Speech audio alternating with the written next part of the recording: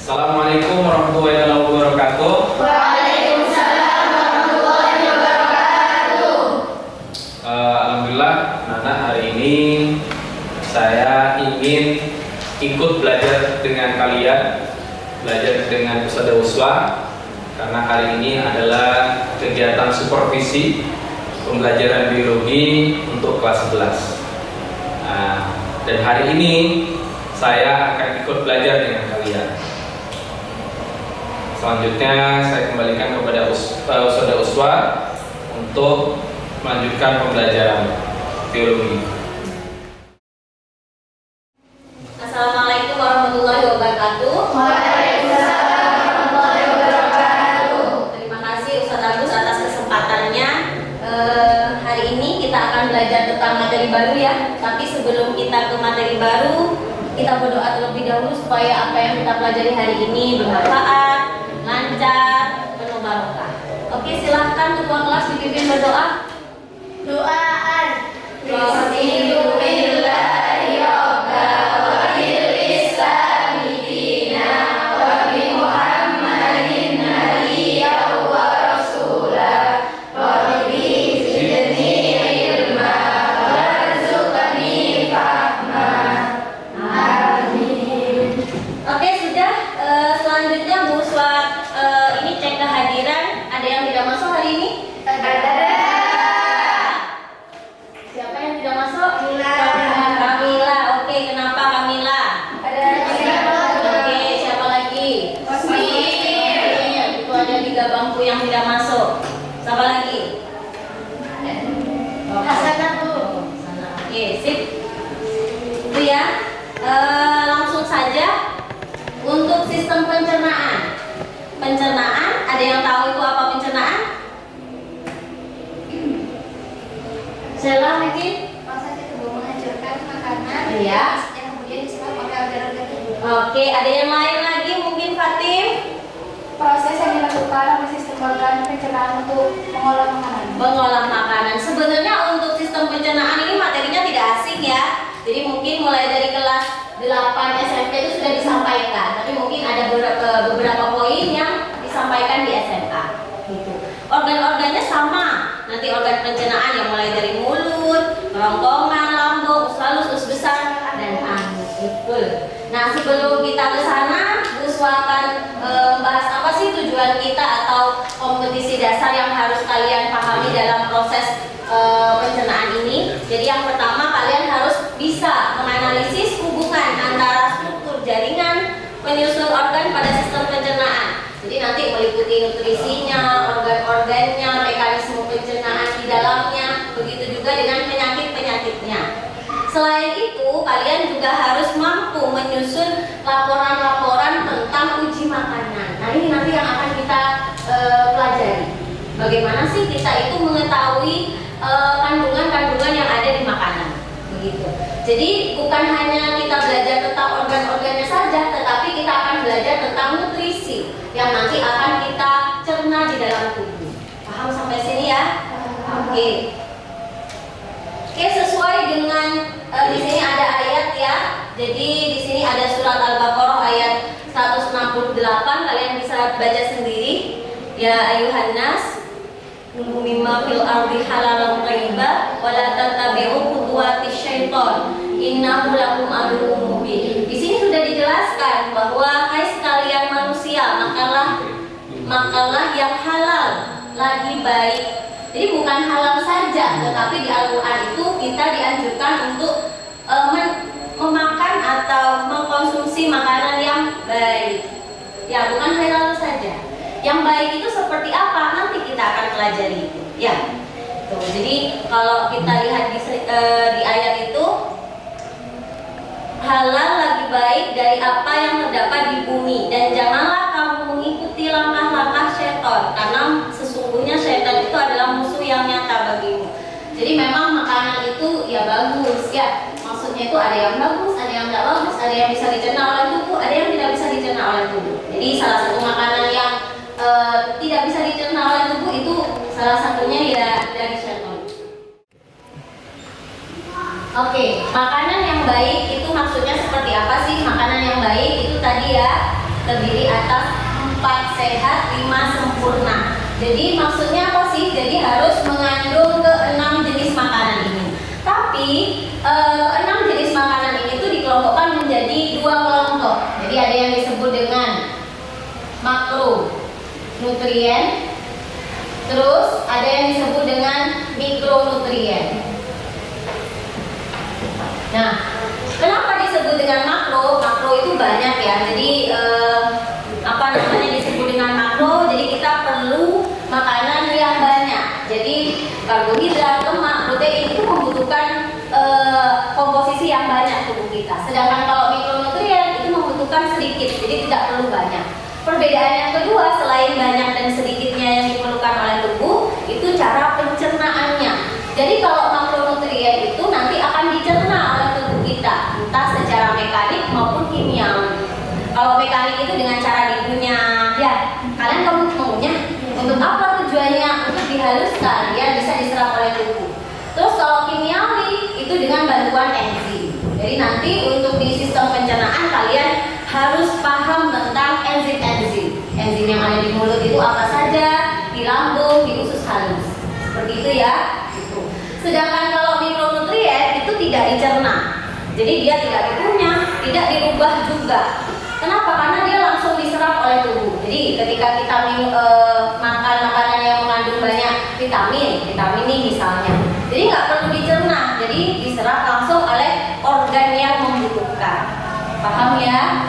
Oke. Selain itu ada air di sini. Nah, air ini termasuk kelompok mana, Bu? Oh, kalau air itu kondisional. Jadi ketika tubuh kita benar-benar kekurangan air, maka dia itu bisa dikelompokkan ke makronutrien. Sedangkan kalau kelebihan air misalnya, ya mikronutrien dia. Karena air itu sebenarnya untuk mengontrol cairan yang ada di dalam tubuh kita. Paham sampai sini ya? Apa saja sih manfaat dari makanan itu? Kalau misalnya kita lihat secara umum, itu ada 3: menyediakan energi, membangun tubuh, terus melindungi dan mempertahankan tubuh. Kalau misalnya kita lihat fungsi makanan secara umumnya itu ya ada 3, sebagaimana yang disebut di sini, yaitu menyediakan energi. Jadi kita makan itu ya untuk energi, untuk aktivitas. Terus yang kedua, membangun tubuh. Setiap detiknya atau per jamnya tubuh kita itu mengalami yang namanya pertumbuhan. Sel-selnya nanti akan membelah. Nah, itu pasti ada yang rusak, ada yang harus diperbaiki. Nah, itu fungsinya dari makanan yaitu untuk memperbaiki sel-sel yang rusak. Terus yang kedua, sebagai pelindung dan pertahanan tubuh. Jadi kalau orang sudah kekurangan makan, itu penyakit mudah sekali masuk di sana. Jadi salah satu sistem imun tubuh kita itu ya protein. Protein itu untuk memperbaiki sel-sel yang rusak, untuk penambahan imun. Paham sampai sini ya? Oke. Kalau dilihat dari satu-satu fungsinya ya seperti karbohidrat, itu sumber energi pertama. Terus yang kedua lemak, energi cadangan. Yang kedua protein untuk memperbaiki sel-sel yang rusak. Sedangkan kalau vitamin mineral itu membantu proses pertumbuhan. Jadi ketika kita itu kekurangan vitamin sama mineral, itu juga akan berakibat pada proses pertumbuhan kita. Begitu ya? Ada pertanyaan sampai sini? Oke, Uswa lanjut. Memang setiap jenis makanan itu mengandung banyak jenisnya. Jadi misalnya nasi kalian tahu nasi ya, setiap hari kita makan itu mengandung apa kira-kira kalau nasi? Karbohidrat, betul. Ada yang bisa menyebutkan tidak makanan yang mengandung banyak jenisnya? Jadi bukan hanya karbohidrat saja. Kalau telur dah? Protein. Kalian tahu sosis? Nah, sosis itu mengandung apa? Lemak. Apakah lemak? Hanya lemak saja? Protein. Iya. Bingung ya kalau begitu ya. Jadi nanti sebenarnya ada yang namanya uji makanan. Jadi kalau misalnya kalian seperti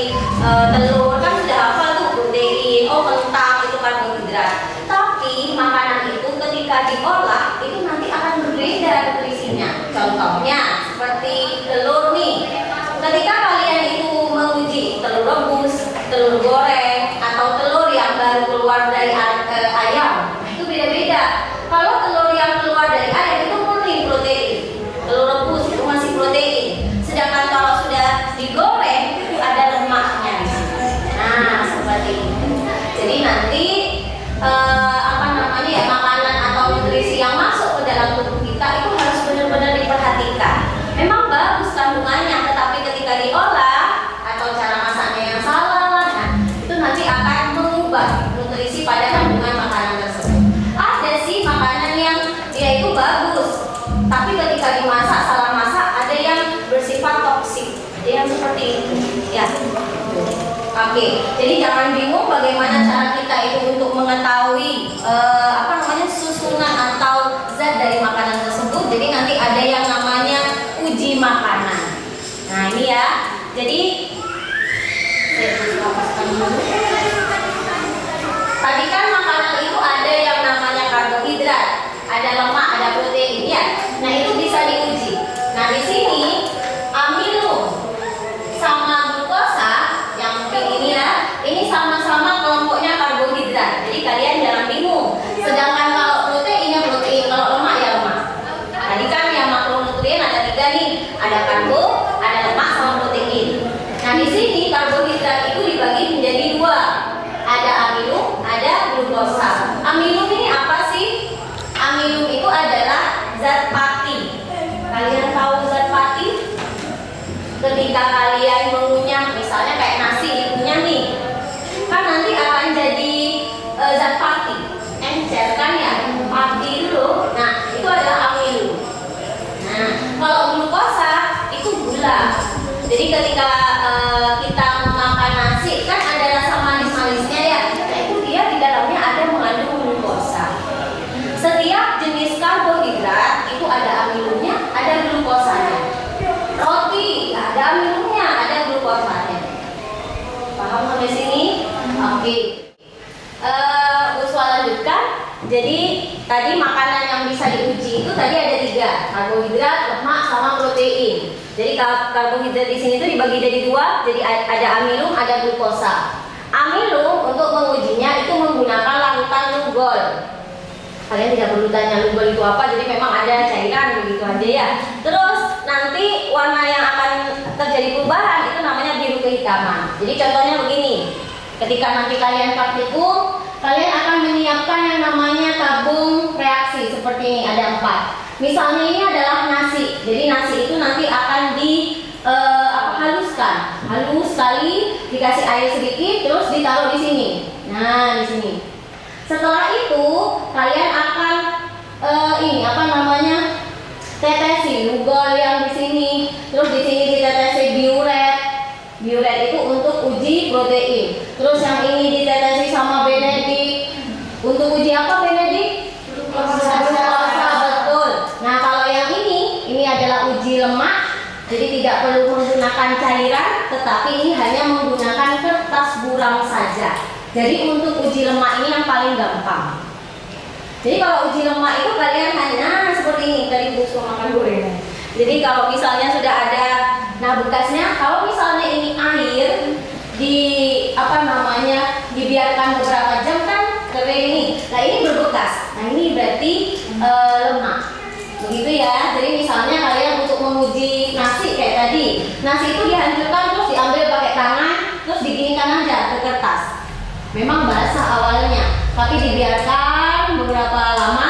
Kalau kering, oh berarti tidak ada lemaknya. Kalau kayak gini, Anda jelas. Ini sudah lama dari tadi. Paham ya? Itu untuk uji lemak. Jadi sangat gampang sekali. Oke, untuk lebih pahamnya, Buswa bentuk kelompok ya. Jadi dari beberapa anak ini, Buswa bagi kelompok jadi 4. Silakan membentuk kelompok masing-masing.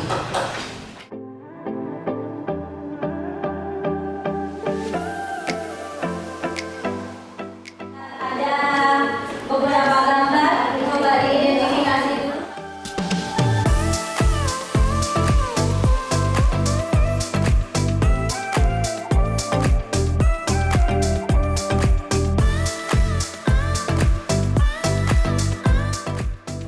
Berarti di sini protein dan lemak. Protein Sleman.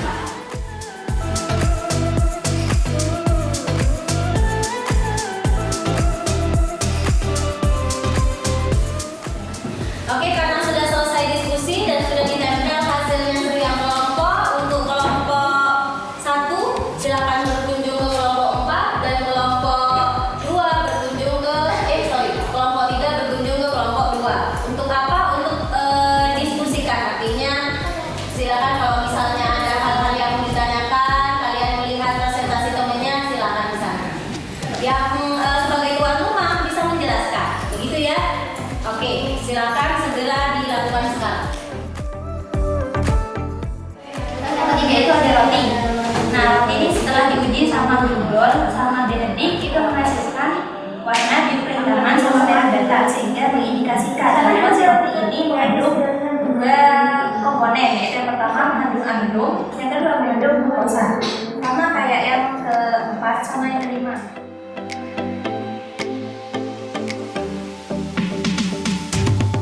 Oke, karena sesi untuk saling berkunjung sudah selesai, sekarang waktunya mengomentari. Jadi dari kelompok 1 ke kelompok 4, dari kelompok 2 ke kelompok 3, dari kelompok 3 boleh kelompok 2. Bagaimana tadi proses presentasinya? Coba sekarang Silva, bagaimana yang dijelaskan oleh kelompoknya Bilkis? Penjelasannya sudah cukup jelas, namun lebih baik dijelaskan lagi cara bicaranya. Oh, Biar oke. lebih dengar. Ya, berarti sudah paham ya kandungan dari makanan ini apa saja, diuji dengan apa saja gitu. Oke, silakan ditanggapi kelompok 4. Jadi menjawab dari pertanyaan dari kelompok 4 itu, kenapa sosisnya itu apakah sudah mengandung lemak atau belum? Soalnya kalau belum digoreng gitu ya pertanyaannya. Jadi kalau sosisnya itu belum digoreng, maka sosisnya itu cuma mengandung protein saja. Soalnya belum ada proses gitu, belum diproses, belum digoreng gitu, belum ada tambahan apapun gitu. Jadi hanya murni protein saja gitu. Beda lagi kalau sudah digoreng, maka itu sudah tercampur sama minyak gitu, yang akhirnya menyebabkan adanya lemak di sosis itu gitu. Terima kasih. Oke. Iya benar ya, tadi penjelasan dari kelompok 4 sudah benar. Jadi semua makanan ketika sebelum diproses, sebelum digoreng, sebelum dimasak itu nanti akan berbeda kandungannya ya. Contohnya tadi seperti sosis. Sosis sebelum digoreng sama setelah digoreng itu beda. Nanti lebih jelasnya nanti kita akan melakukan uji coba untuk pertemuan selanjutnya. Oke, mungkin ada yang bisa menyimpulkan secara keseluruhan dari materi yang kita pelajari hari ini. Ada yang bisa menyimpulkan? Saya sudah. Iya, silakan. Jadi semua jenis makanan yang tadi sudah diujikan mengandung 4 sehat 5 sempurna seperti telur, roti, dan lain-lain. Oke, benar yang sudah diutarakan sama Hafso ya. Jadi memang semua makanan jenis makanan yang kita pelajari hari ini sudah mengandung 4 sehat 5 sempurna. Ada proteinnya, karbohidrat, lemak, vitamin maupun mineral. Oke. Tidak ada pertanyaan lagi? Oke, sudah. Jadi untuk selanjutnya kita akan belajar langsung dengan cara menguji secara langsung menggunakan cairan-cairan yang tadi kita sudah pelajari. Karena waktunya sudah selesai, terima kasih, semoga bermanfaat. Kita bertemu lagi pertemuan minggu depan.